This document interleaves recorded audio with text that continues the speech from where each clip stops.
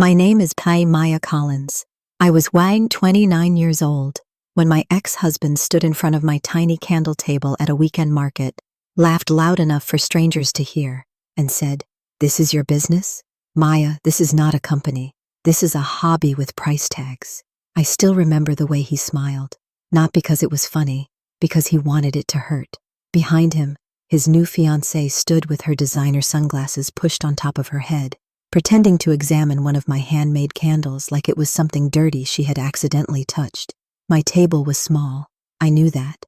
2 folding tables, a beige cloth, a handwritten sign, glass jars I had cleaned myself, labels I printed at home, and candles I poured at night in my apartment kitchen after working a full shift at the bakery. It wasn't impressive, not yet, but it was mine. And after 3 years of marriage to a man who treated every dream I had like a childish distraction, that little table felt like the first honest thing I had ever built. My ex-husband's name was Grant Whitmore. He was the kind of man who spoke in confident sentences even when he was lying.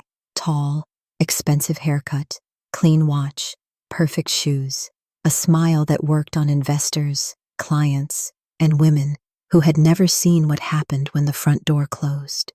When I married him, people said I was lucky. Grant owned a fast-growing marketing agency downtown. He wore suits that looked like they had never known rain. He knew how to talk about vision, growth, leadership, and success in a way that made people lean closer.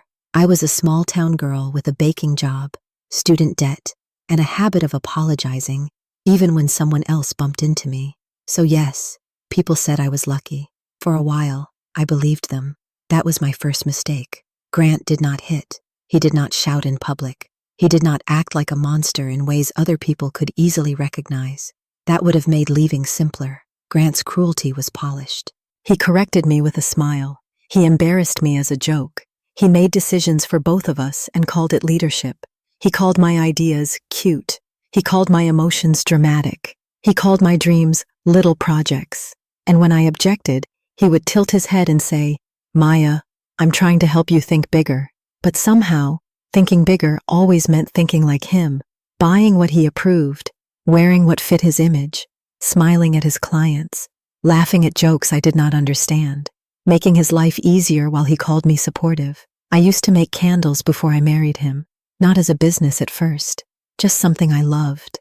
My grandmother taught me when I was 13. She had a tiny porch workshop behind her house where everything smelled like beeswax, dried lavender, orange peel, and old wood. She said candle making was not just about scent, it was about memory. People don't buy a candle because they need light, Grandma Ruth used to say. They buy it because they want a room to feel like something. That sentence stayed with me. When I was sad, I made lavender and vanilla. When I was excited, I made citrus and mint. When I missed home, I made cedar, honey, and clove because that smelled like my grandmother's kitchen in winter. After Grant and I got married, I kept a box of wax, jars, and fragrance oils in the laundry room. At first, he said it was charming. Then he said it was messy. Then he said the smell gave him headaches. Then one night, after I ruined a batch and cried because everything in my life already felt like failure, he looked at the wax spilled on the counter and said, "This is why some people should keep hobbies as hobbies." I stopped making candles for almost a year after that. Not because I stopped loving it, because sometimes a person does not need to lock a door to trap you. Sometimes they only need to make you feel ridiculous every time you reach for the handle. Our marriage ended because I found the emails. Not romantic emails. That would have hurt, but at least it would have been simple. No, I found emails between Grant and a luxury skincare client named Celeste Morgan, who later became his fiancée. They were not just flirting. They were planning how to move company money, planning how to hide debt from investors, planning how to replace me socially before Grant had even asked for divorce. One email from Celeste said, "Maya seems sweet, but she doesn't fit the direction you're going." Grant replied, "She never did. I married potential. She chose small." I read that line at 2 a.m. while standing barefoot in our kitchen. I married potential. She chose small. I did not cry immediately. That surprised me. I just stood there in the blue light of the laptop, feeling something inside me go very quiet. By then, I had already spent years shrinking myself to fit his life. I wore colors he liked. I stopped telling long stories because he said I lost people's attention. I laughed softly because he said my real laugh was too much. I stopped making candles because he said the kitchen smelled like a craft store. I stopped inviting my old friends because he said they made me seem stuck. And after all that careful shrinking, he still thought I was too small to keep. The divorce was not dramatic in the way movies make divorce dramatic. Grant did not beg. He did not rage. He was efficient, cold, businesslike. He said we had outgrown each other, which was a generous way of saying he had grown tired of pretending to respect me. His lawyer was aggressive. Mine was cheaper. Grant kept the condo because his name was on the mortgage before we married. He kept the car because he had made most of the payments. He kept most of the furniture because he called it company-adjacent hosting property, whatever that meant. I left with boxes, my grandmother's candle tools, some clothes, and a savings account that looked embarrassing beside what I had given up. My mother offered me my old room. I almost accepted, but I knew if I went back, people would talk. Poor Maya. Grant left her. She couldn't keep up. She tried to be a city wife. Now she's home again. I could already hear them. So I rented a small apartment above a closed-down tailor shop on Maple Street. The floors slanted. The pipes groaned. The windows were old enough to whistle when the wind came through. But the kitchen was mine. The table was mine. The silence was mine. And on the first night there, I opened my grandmother's candle box for the first time in years. The metal thermometer was scratched. The pouring pitcher was dented. Some of the fragrance oils had expired. There were old labels at the bottom of the box, written in Grandma Ruth's looping handwriting: honey cedar, Sunday kitchen, winter porch, lavender rest. I sat on the floor and held those labels against my chest. That was when I finally cried. Not for Grant, not exactly. I cried for the version of me who had believed love meant being chosen by someone impressive. I cried for every idea I swallowed, every laugh I softened, every apology I gave to keep peace with a man who only respected power. Then I got up, wiped my face, and melted wax. The first batch was terrible. The wick sank. The tops cracked. One jar smelled too strong. Another barely smelled at all. I ruined 2 pans and burned my thumb. But my apartment smelled like honey, cedar, and something I had not felt in a long time. Mine. I called the candles Ruth and Ember, after my grandmother. At first it was not a business. It was survival. I poured candles at night after bakery shifts because standing near ovens all day paid rent. But making candles made me feel alive. I made 12 candles, then 20, then 36. A friend from the bakery, Lila, bought one for her mother. Her mother bought 4 more. A customer at the bakery asked what perfume I was wearing. It was not perfume. It was my sweater smelling like orange clove from the night before. She bought 2 candles out of my backpack during my lunch break. That was my first illegal workplace sale. I still felt proud. 2 months after the divorce finalized, I rented a tiny table at the Saturday market. It cost $40. I almost did not spend it. $40 meant groceries. $40 meant part of the electric bill. $40 meant risk. But I remembered my grandmother saying, "A thing kept hidden too long starts believing it deserves the dark." So I paid. Saturday morning, I arrived before sunrise with 2 folding tables, 1 box of candles, 1 hand-painted sign, and nerves so bad my hands shook while setting up. The vendors around me looked established: fresh flowers, baked bread, handmade soaps, jewelry, coffee, and then me, with my uneven labels and jars lined up like little soldiers pretending they were ready for battle. By noon, I had sold 6 candles. 6. I should have been disappointed, but I was glowing. People smelled them, asked questions, smiled. One woman said, "This one smells like my grandmother's house." I nearly cried on the spot. Then, at 1:15 p.m., Grant appeared. Of course he appeared when I was starting to feel brave. He walked between the market stalls with Celeste beside him, both dressed like they had accidentally wandered into a documentary about ordinary people. Grant saw me before I saw him. I knew because his smile was already prepared when I looked up. "Maya," he said, like he was pleasantly surprised. My stomach dropped, but I stood straight. "Grant." Celeste picked up a candle labeled Winter Porch. She turned it around slowly. "Cute packaging," she said. Cute. There it was. the same word Grant used when he wanted to make something small without sounding cruel. Grant looked at the table, then at the handwritten sign. Ruth and Ember, he read. Interesting. It's named after my grandmother. Right. The candle thing. The candle thing. A woman nearby slowed down, pretending to look at another stall. Grant noticed. He always noticed audiences. So this is your business now? He asked. Yes, he laughed. Not loudly at first, just enough. Then he looked at Celeste. This is your business? Maya, this is not a company. This is a hobby with price tags. Celeste gave a small laugh through her nose. My face went hot. The market noise seemed to fade. I could hear a child laughing somewhere, a vendor's bell, a coffee grinder, but all of it felt far away. Grant leaned closer to one of the candles. What's your revenue plan? Scaling strategy? Distribution model? I did not answer, because I did not have those words yet. I had wax, jars, a rented table, a borrowed card reader, 6 sales, and hope. Grant picked up a candle and looked at the price. $22? He raised his eyebrows. You're charging $22 for homemade wax? It's hand-poured coconut soy wax with Maya. He said my name gently, which was always worse. You don't have to perform business language with me. Celeste set the candle down. I think it's sweet, she said. Not everyone needs to build something major. That one hurt more than Grant's laugh, because she said it like kindness, like she was patting my head. Grant pulled out his wallet. For one awful second, I thought he was going to buy something. Instead, he placed a $50 bill on the table. Here, he said. Consider it support. I stared at the money. People were definitely watching now. I looked at him, then at the bill. Then I picked it up and held it out to him. No, thank you. His smile faded slightly. Don't be dramatic. I'm not. Maya, take the money. No. Celeste's expression sharpened. Grant lowered his voice. You always did let pride get in the way of reality. Something changed in me then. Not loudly, not dramatically. Just a small internal shift.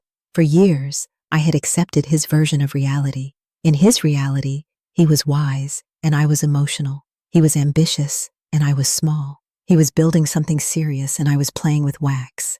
But standing behind that tiny table with 6 sales and shaking hands, I saw something clearly.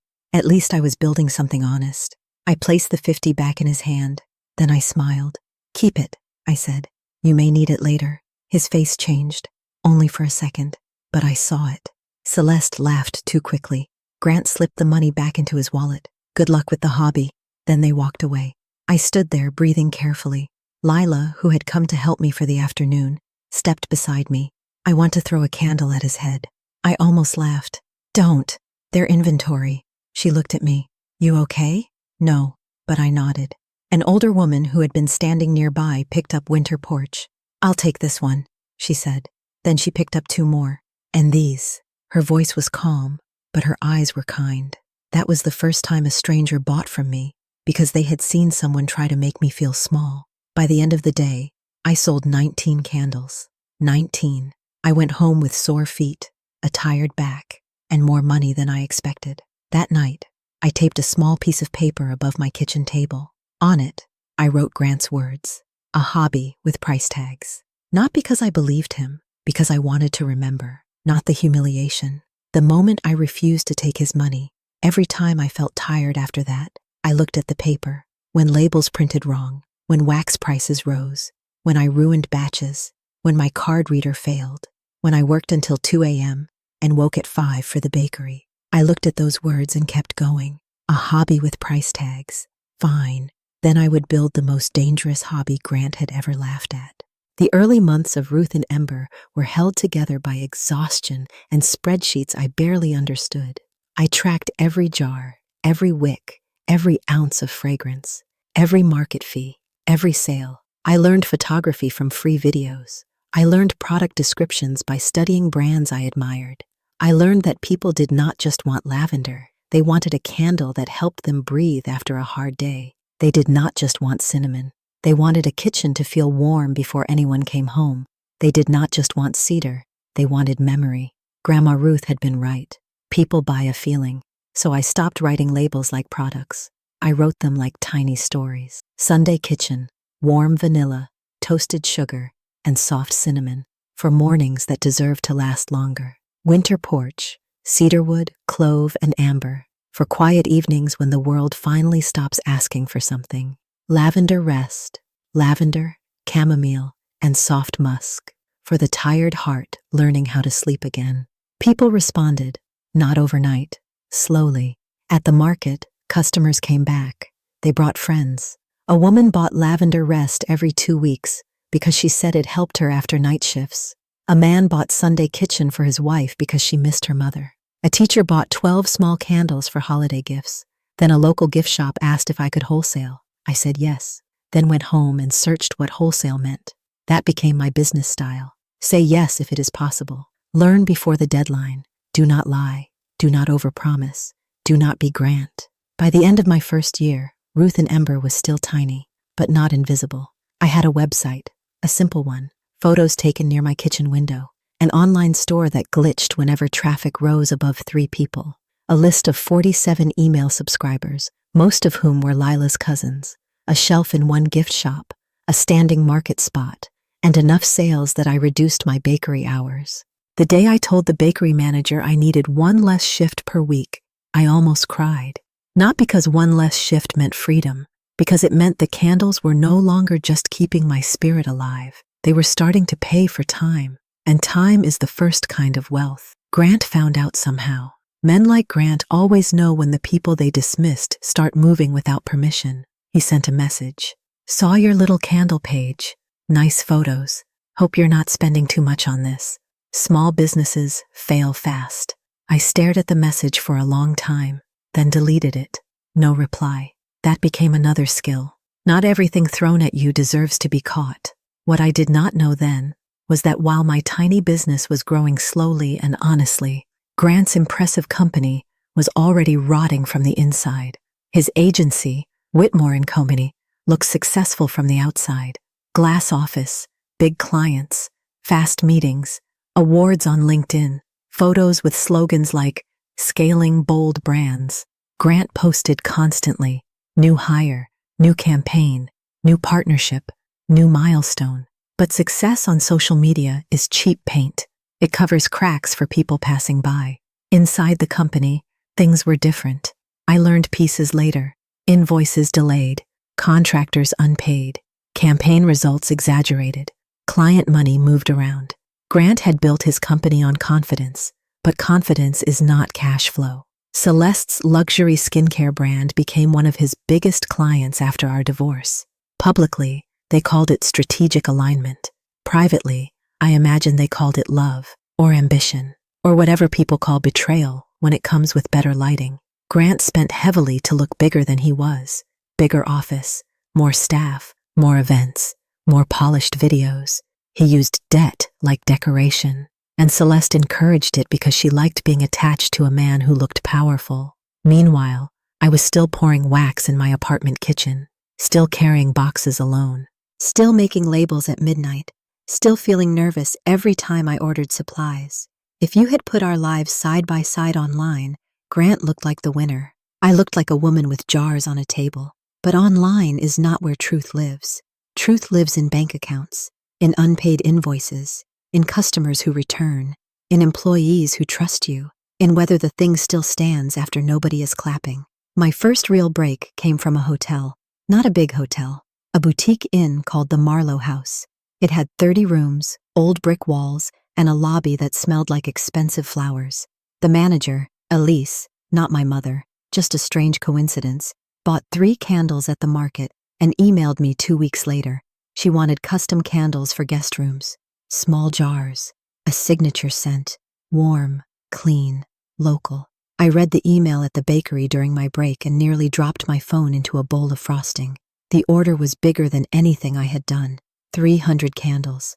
I had never made 300 candles at once. I almost said no. Then I remembered Grant at the market. Distribution model, scaling strategy, hobby with price tags. I went home and planned for 2 days. Wax cost, jar cost, wick testing, fragrance load, labor time, packaging, delivery, profit margin. Then I sent a quote. My hands shook when I pressed send. The hotel accepted. I screamed into a pillow because my upstairs neighbor already hated me. For 3 weeks, I worked like a machine. Bakery shift from 6 a.m. to 1 p.m., supply pickup, pouring candles, cooling, labeling, boxing, testing, emails, sleep, repeat. Lila helped for pizza. Mrs. Navarro from downstairs helped label jars and told me my ex-husband had a forehead that looked untrustworthy. That kept me going. The hotel order was delivered on time. 2 weeks later, the Marlowe house posted a photo of the candles in their rooms. They tagged Ruth and Ember. My website crashed. Not gracefully, completely. I panicked, called the web support number, waited 40 minutes, cried once, fixed it badly, still made 27 online sales that weekend. 27. That was the first time I realized Ruth and Ember could become more than survival. It could become a real company. Not Grant's version of a company. No fake confidence. No debt hidden behind shiny words. A real one, built slowly, with customers who came back because the product meant something. The next year changed everything. I moved production out of my kitchen into a small rented studio behind a florist shop. The studio had concrete floors, a deep sink, metal shelving, and windows that faced an alley. It was not beautiful, but the first night I locked the studio door, I stood in the middle of the room and whispered, "Grandma, look." I bought better equipment, a wax melter, metal racks, a label printer that jammed only when I was already stressed. I added room sprays and wax melts. I hired Lila part-time, then full-time. She became operations, though at first that meant the person who reminds Maya to eat and not answer emails at midnight. We grew carefully. Gift shops, hotels, corporate gift boxes, wedding favors, seasonal collections. Every product had a story. Every scent had a reason. Customers began writing reviews that felt like letters. This candle got me through my first Christmas alone. My mother loved this scent before she passed. This smells like home. That became the heart of Ruth and Ember. We were not selling luxury. We were selling memory, comfort, and quiet strength. Grant would have mocked that language. He would have asked about market positioning and acquisition strategy. But I knew something he never understood. Emotion is not weakness in business. Emotion is why people buy. What I did not know was that Celeste was watching. Her skincare brand, Celeste Morgan Beauty, had started losing customers. People complained the products were overpriced, overhyped, and not as clean as advertised. Grant's agency handled her marketing, which meant his company's future was tied tightly to hers. They needed a new angle, authentic, local, handcrafted, emotional, words they had mocked when they were mine. One afternoon, an email came through the Ruth and Ember contact form. Subject: collaboration opportunity. It was from Celeste's assistant. Not Celeste directly. Of course not. They wanted to discuss a limited edition candle collaboration between Ruth and Ember and Celeste Morgan Beauty. I read the email twice. Then I laughed so hard, Lila came running from the back room. What happened? I turned the laptop toward her. She read it. Her face changed from confusion to horror to rage. No, that was fast. Maya, no, I haven't said anything. You're smiling weird. I'm enjoying the shape of the universe. She crossed her arms. You are not working with the woman who laughed at your table. I know. And you are not helping Grant's agency look authentic. I know. And you are not being polite. I looked at the email. No, I said. I think I'll be very polite. Lila groaned. That's worse. I replied with one paragraph. Thank you for considering Ruth and Ember. At this time, we are not pursuing collaborations with brands whose values do not align with our story, customer trust, and independent growth. Wishing you the best with your campaign. Professional, clean, devastating if you knew the history. 3 days later, Grant called. I did not answer. He called again, then texted. Maya, this is business. Don't be petty. Petty. That word did something to me. Not anger exactly. A steady kind of amusement. I replied for the first time in months. Grant, this is not business.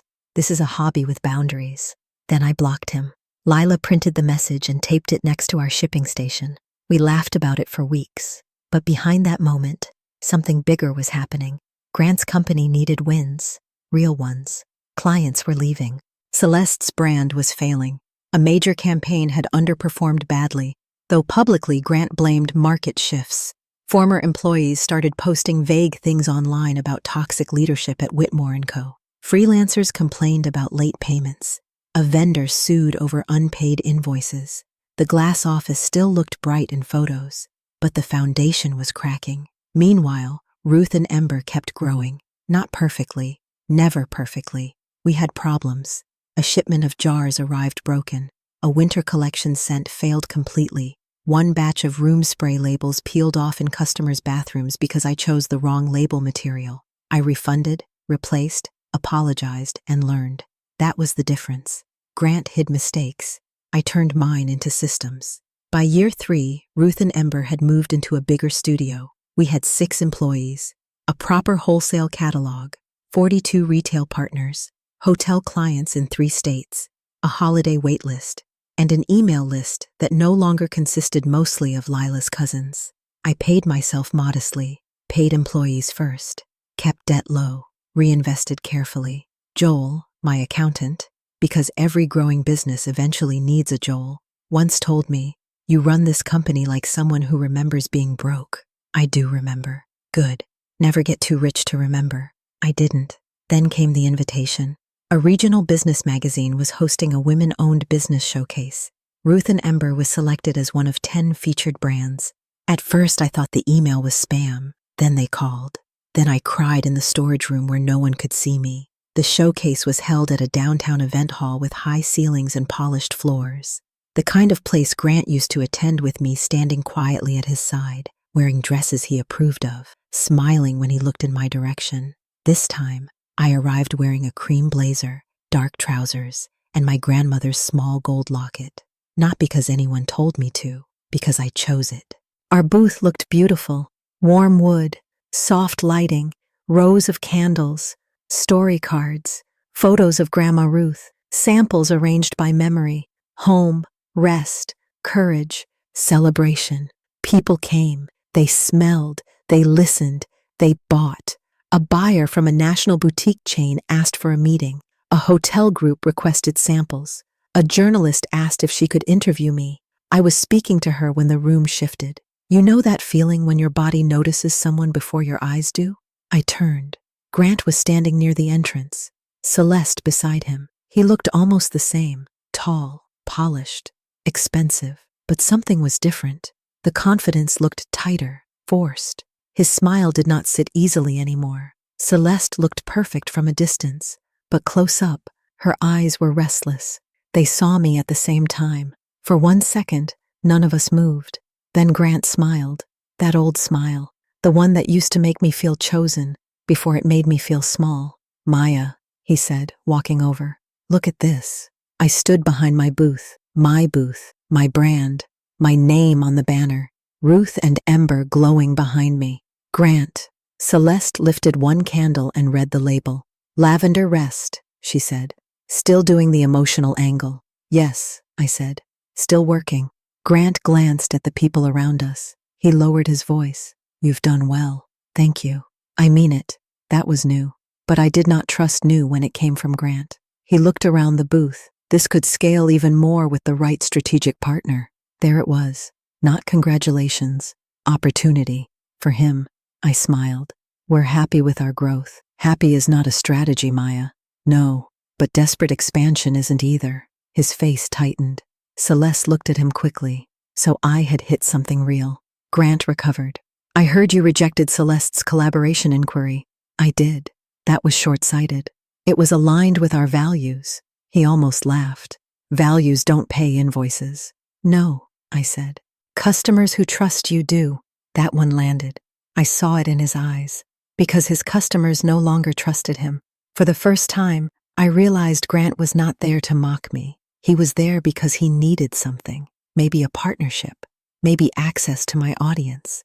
Maybe a way to wrap his failing agency in the authenticity he had once laughed at. He leaned closer. "Maya, I know we have history." "We do. But business is business." "I agree." "Then let's talk like adults." Adults can also say no. Celeste set the candle down too hard. A woman nearby glanced over. Grant's jaw tightened. You always let emotion limit you. I looked at him for a long second.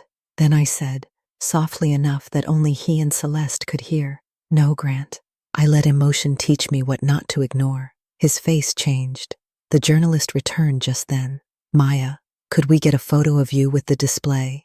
Grant stepped back automatically. For years, I had stepped back from his spotlight. This time, he stepped back from mine. The camera flashed, and I smiled. Not for him, not at him, for the woman I had become after he called me small. That photo ran with the magazine article 2 weeks later. The headline read, "From kitchen table candles to a regional brand, Maya Collins builds Ruth and Ember on memory, honesty, and second chances." Orders surged. Wholesale requests tripled. The boutique chain placed a test order. The hotel group signed. We hired 2 more people. Ruth and Ember entered its fastest growth period. And Grant's company entered freefall. The first public sign came from LinkedIn. A former Whitmore & Combine employee posted about unpaid overtime, toxic leadership, and inflated campaign reports. She did not name Grant at first, but people knew. Then another former employee commented, then a freelancer, then a client. Within days, the polished image cracked. Someone leaked that Whitmore & Company had lost 3 major accounts. Then Celeste Morgan Beauty was accused of misleading ingredient claims. Grant's agency had created the campaign language. Receipts appeared, screenshots, emails, promises, exaggerations. The internet did what the internet does. It turned quickly. Grant posted a statement about misunderstanding, growth, and accountability. It sounded like him, confident words over a burning floor. Then came the lawsuit from a vendor. Then the investor withdrawal. Then payroll delays. By the time Grant called from a new number, I already knew why. I let it ring. Then I answered. "Maya," he said. His voice sounded different, less polished, more human. I hated that I noticed. "What do you want, Grant?" A pause. "I need to talk to you." "You're talking. Not like this, in person." "No, this is serious." "It usually is when you call." He exhaled. "Whitmore is going through a difficult period." I saw. Of course you did. There was bitterness there. Old Grant, still alive. He continued. "I have a proposal." "No, you haven't heard it." "I know the category."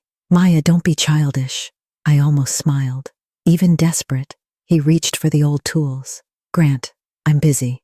"Your brand is hot right now," he said quickly. "You have trust. We have infrastructure. We could merge marketing operations. I can take Ruth and Ember national." There it was. The man whose company was collapsing wanted to take mine over and call it help. "Grant, what? You mocked my table." Silence. "You called my business a hobby with price tags."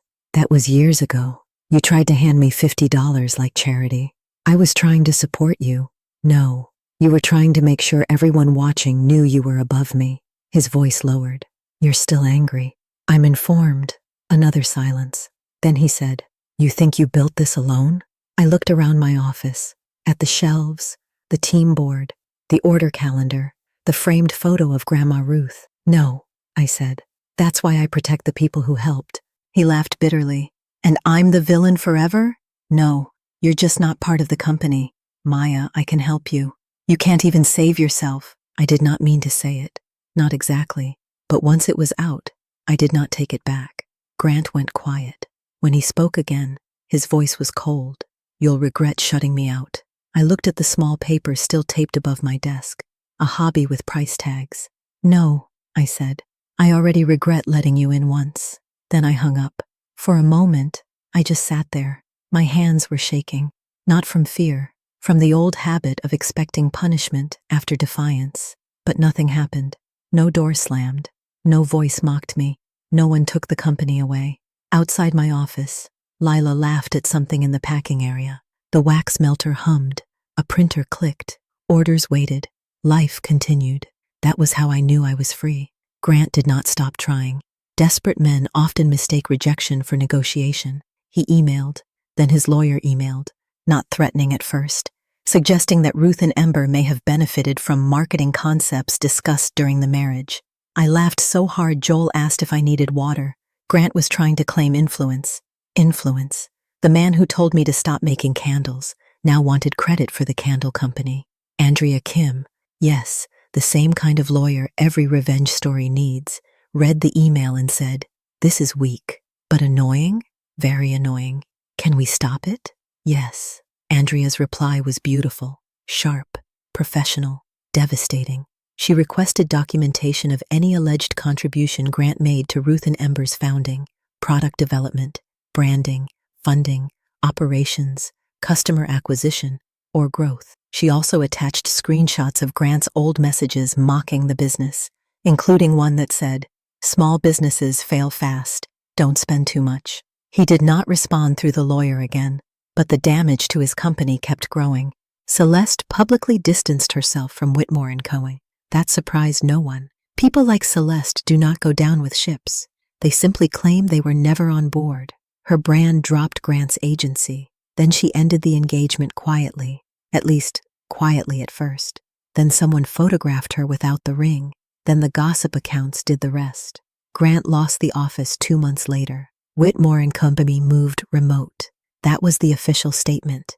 Everyone knew it meant they could not afford rent. Employees left. Clients left. The website stayed up longer than the company deserved.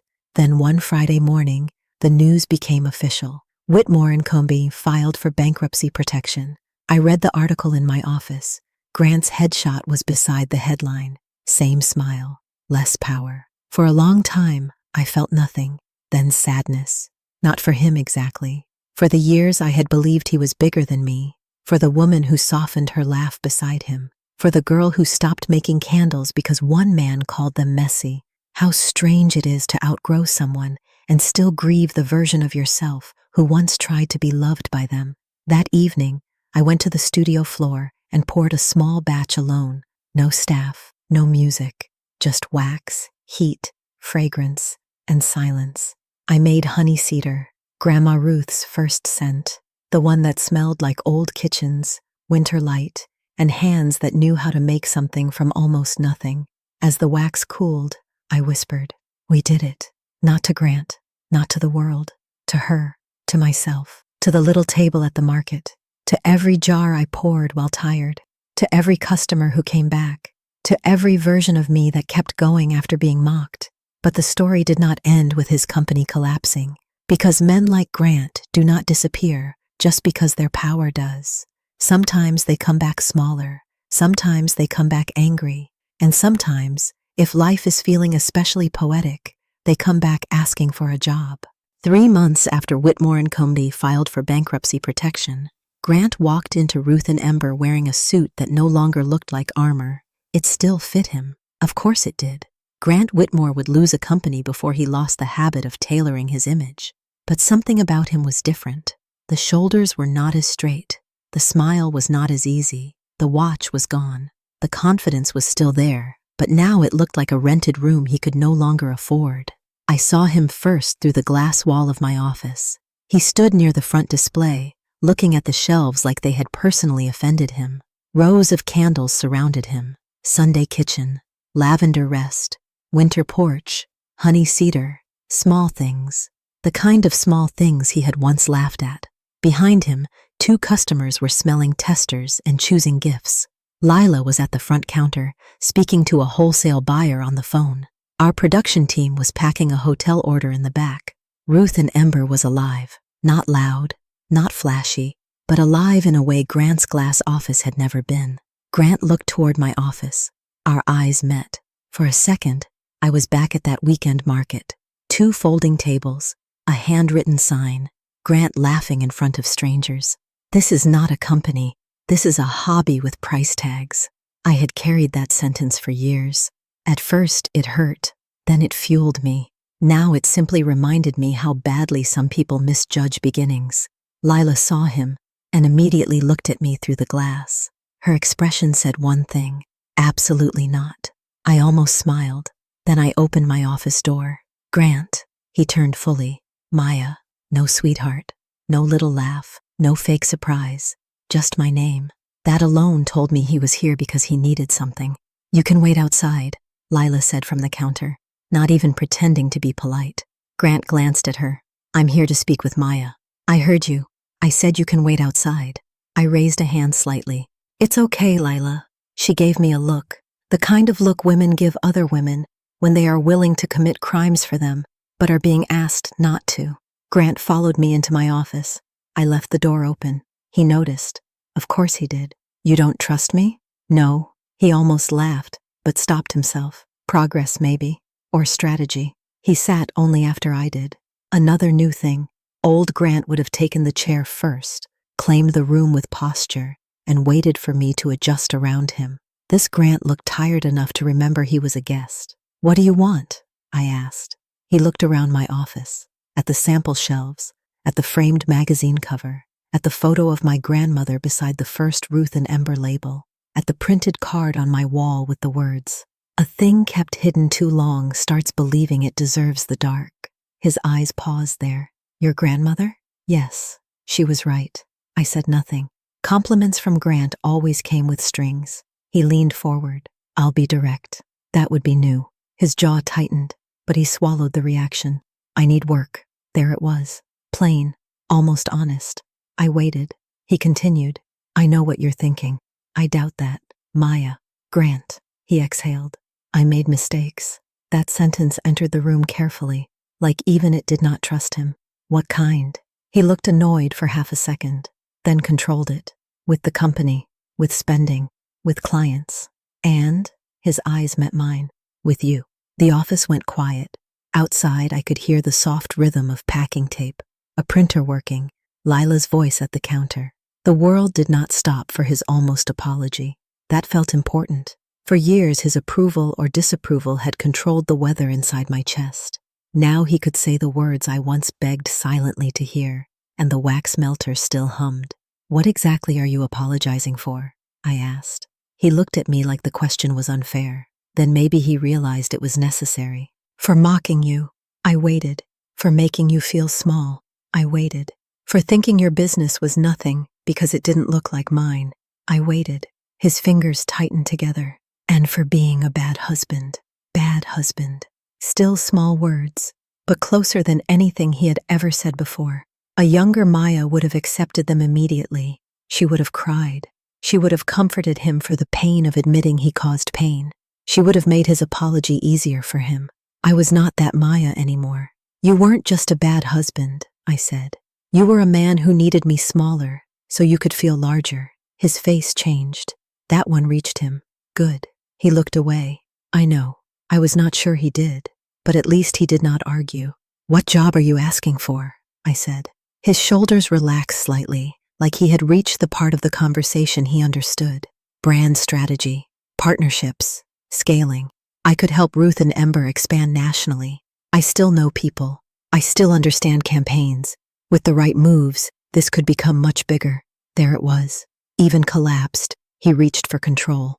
I leaned back. You came here asking for a job and immediately described taking over direction. That's not what I meant. It is exactly what you meant. His mouth tightened. Maya, I have experience. Yes. And some of that experience bankrupted your company. His face flushed. A small part of me felt cruel. A larger part of me remembered him laughing at my market table. Not because I wanted revenge, because context matters. He lowered his voice. I'm trying to start over. Then start lower. His eyes narrowed slightly. What does that mean? It means we have an opening in shipping support. Inventory, packing, order checks, warehouse organization, hourly, 3-month probation. You would report to Lila. Grant stared at me. For a second, I thought he had not understood. Then he laughed once. Sharp, humorless. You want me to pack candles? I want nothing. You asked for work. That is the work available. I ran a company. I know. I handled million-dollar clients. And now you're asking for a job at the company you called a hobby. His jaw clenched. I could see the battle inside him. Need against pride. Reality against image. He looked toward the open office door. Lila was visible from where he sat. She glanced over and smiled sweetly. Not kindly. Sweetly. Grant looked back at me. You're doing this to humiliate me. No, Grant. If I wanted to humiliate you, I would have done it publicly, the way you did to me. He went still. This is not humiliation, I said. This is an entry-level job with honest pay. The fact that you see it as humiliation is why I won't let you near leadership." His eyes dropped. For the first time since he walked in, he had no polished answer. I softened my voice, but not my boundary. "You can take it or leave it, but Ruth and Ember is not your redemption stage. It is my company. It is my team's workplace. It is my grandmother's name. I will not risk it to protect your ego." For a long moment, he sat there. Then he stood. "I need to think." "Okay." He walked to the door, then stopped. "Maya." I looked at him. "I really did think you were small." I said nothing. He swallowed. I was wrong. There it was. The sentence I thought would feel like victory. But victory did not rush through me, only calm. "Yes," I said. "You were." He nodded once, then left. Lila entered my office before the front door had even closed behind him. "No," I laughed. "You don't know what I said. I heard enough through the walls. The walls are glass." "Exactly. Very loud glass." I smiled, but she stayed serious. "Maya, you cannot let him back in." I offered him shipping support. Her mouth fell open. "You what?" "He won't take it." "But if he does?" I looked through the glass at the shelves, at our candles, at the people working, at the company I had built from the ruins of his contempt. "Then he follows the same rules as everyone else." Lila stared at me for a long time, then slowly said, "You are either the strongest woman I know or the most terrifying. Both can be true." Grant did not take the job. Not then. He sent an email 2 days later. Short, formal. "Thank you for the offer. I don't think the role aligns with my experience." I showed it to Lila. She snorted. Translation: "I cannot survive reporting to a woman I underestimated." I archived the email. That could have been the end. For a while it was. Ruth and Ember kept growing. The boutique chain expanded our test order to 30 stores, then 60, then a seasonal exclusive. The hotel group renewed and added room sprays.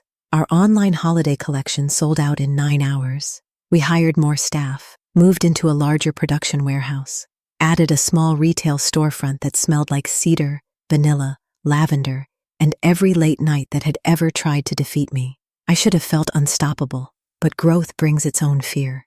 The bigger Ruth and Ember became, the more I understood how easy it would be to become the thing I hated, to chase numbers and forget people, to call exhaustion commitment, to hide mistakes instead of fixing them, to believe the story more than the truth. So I built rules. Employees were paid before expansion. No campaign could promise what the product could not deliver. No supplier was ignored when invoices came due. No customer complaint was dismissed as emotional. No one in my company was allowed to call another person small for starting somewhere. That last rule was not written in the handbook, but everyone knew it. One afternoon, 6 months after Grant came asking for work, a young woman named Priya showed up at our storefront with a cardboard box full of handmade soaps. She was nervous, barely 24. Her labels were crooked. Her hands shook when she opened the box. "I know you probably don't take products like this," she said quickly. "I'm just starting and I thought maybe—" Lila looked at me. I looked at the soaps. They smelled like lemongrass and rain.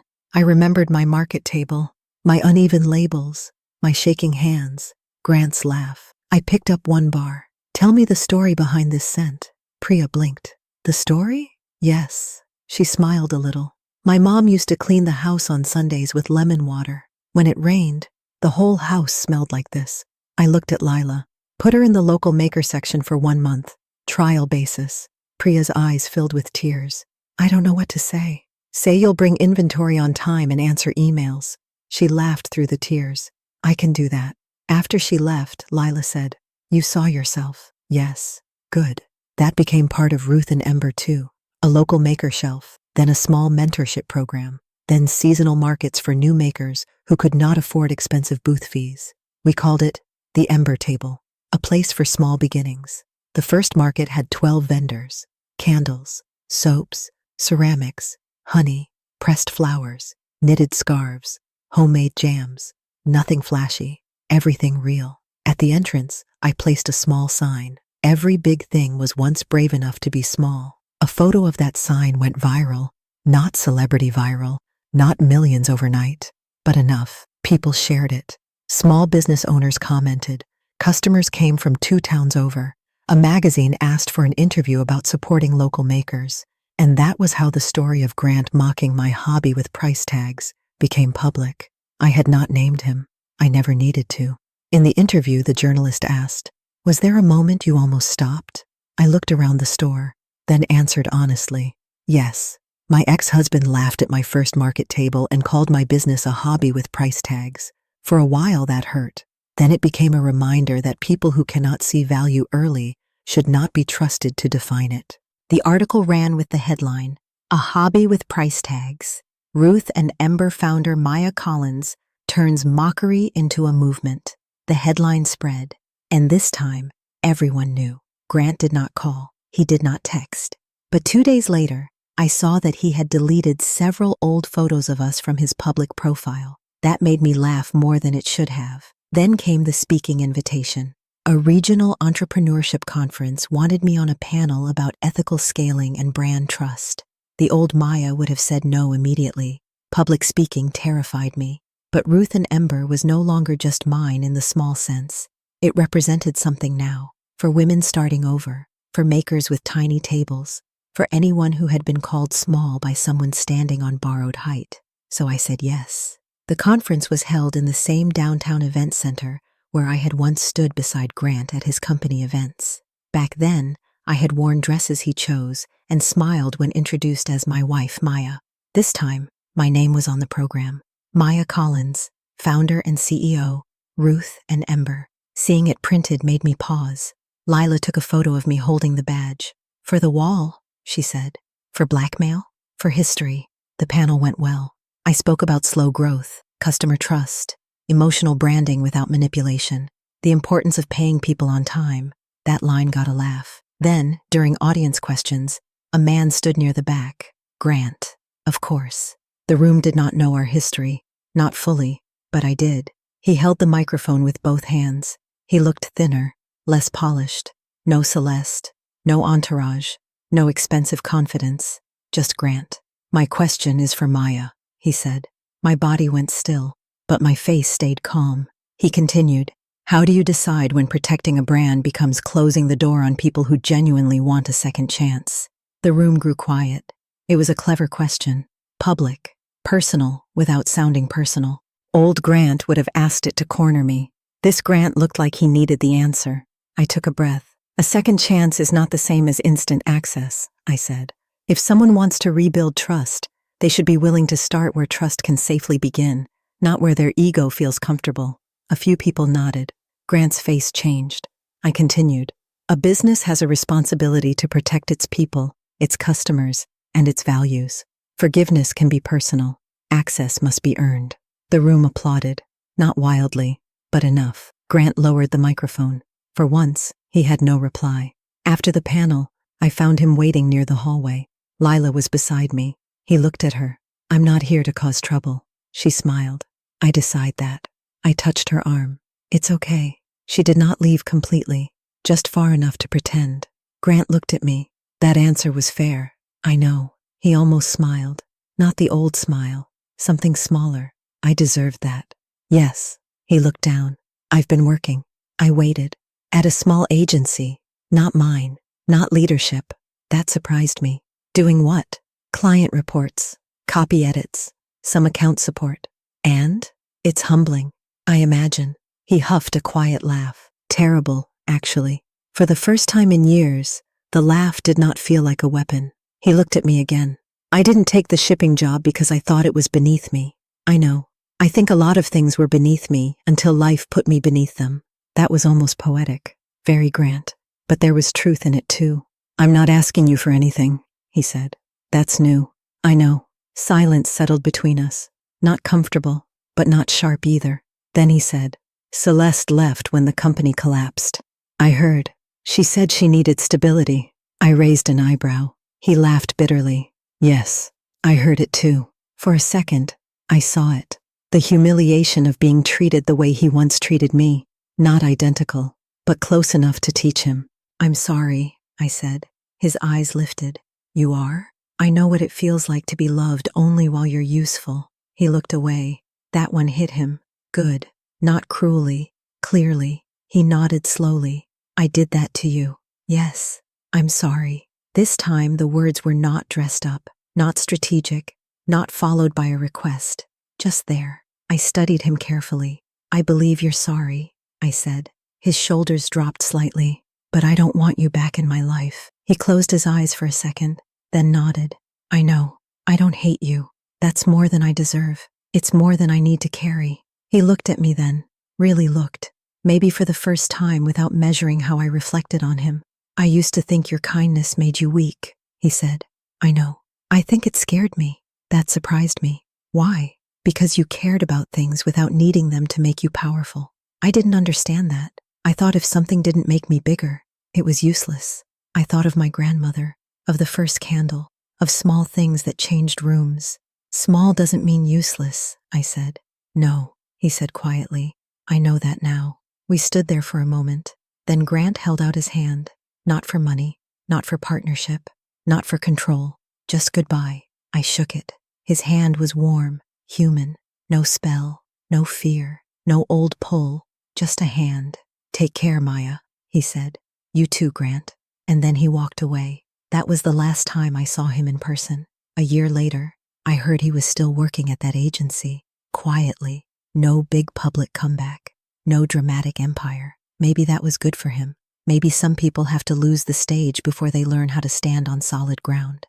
Ruth and Ember kept growing, but I stopped chasing growth for the sake of proving something. That was important. At first, I wanted success like a shield, then like revenge, then like evidence. But eventually, success became something else. Responsibility to my team, to customers, to makers like Priya, to the memory of Grandma Ruth, to the woman I used to be when she was standing behind a tiny table, trying not to cry while her ex-husband laughed. 5 years after my first market, we hosted our biggest Ember Table event. Not in a fancy hall, at the same weekend market where Grant had mocked me. I requested the exact same spot. 2 folding tables had become 40 maker booths. A Ruth and Ember tent stood near the center. Lila ran operations with a headset like a general. Priya had her own full booth now, with beautiful labels and a line of customers. Mrs. Navarro sold embroidered towels and told every customer she had known me before the candles became famous. The market manager gave a small speech. I hated speeches about me, but I stood there anyway. Then he handed me the original vendor form from my first market. He had found it in old records. My handwriting, 1 table, $40 fee, product description, handmade candles. I stared at it for a long time. That paper felt more valuable than any award. It was proof of the beginning, messy, small, real. Later that afternoon, a young woman came to my booth holding one of our starter maker applications. She looked nervous. I don't know if I'm ready, she said. I smiled. No one feels ready at the first table. She looked around at the crowds. How did you know your business would work? I laughed softly. I didn't. Then how did you keep going? I looked at the candles, at the people, at the booth where I once stood alone. Because someone told me it was small, I said. And deep down, I knew small was not the same as worthless. That evening, after the market closed, I stayed behind for a while. The booths were coming down. The air smelled like rain, sugar, wood, and candle wax. Lila was loading boxes into the van. The sunset turned the pavement gold. I stood at the spot where Grant had once placed a $50 bill on my table like charity. For years, I thought the best revenge would be him seeing me rich. And yes, he saw that. He saw Ruth and Ember become everything he said it wasn't. He saw his company collapse while mine grew. He came back asking for access to the very thing he had mocked. But standing there, I realized the deepest revenge had nothing to do with Grant. It was not his collapse. It was not his apology. It was not his regret. The deepest revenge was that his voice no longer lived in my head. When I poured candles, I did not hear him laughing. When I made decisions, I did not ask whether he would approve. When I looked at my company, I did not see a hobby with price tags. I saw Grandma Ruth's porch. I saw my first cracked candle. I saw 19 sales after public humiliation. I saw Lila packing orders at midnight. I saw customers writing that a scent helped them survive grief. I saw Priya's shaking hands opening a box of soaps. I saw 100 small beginnings daring to stand in the light. Grant had mocked my tiny business because he believed size was proof of worth. Then his big company collapsed because it had no truth inside it. My small business survived because every piece of it meant something. That was the lesson. Not that big things fail, not that small things always win, but that anything built on image alone can fall the moment people stop clapping. And anything built with honesty, care, and patience can grow roots so deep that mockery cannot reach them. That night, back at the studio, I lit a honey cedar candle on my desk. Grandma Ruth's scent, the first one. The room filled with warmth. I opened the drawer and took out the old paper I had kept for years. A hobby with price tags. The ink had faded. The paper was creased. For a long time, I kept it as fuel, then as proof. Now, I did not need it anymore. I folded it once, then again, then placed it inside a small memory box with my first vendor form, my grandmother's labels, and a photo of the first Ruth and Ember table. Not thrown away, not worshipped, just stored. Because pain can be part of the story without being the author. I looked around my office, the shelves, the orders, the soft light, the company that grew from the dream he laughed at. Then I whispered, "We're done." Not to Grant, to the old fear, to the old smallness, to the version of me who thought being underestimated meant being wrong. Outside, the production floor was quiet. Tomorrow, we would pour another batch, pack another order, help another maker, open another door. And somewhere, maybe, Grant was learning how to build without pretending. Maybe not.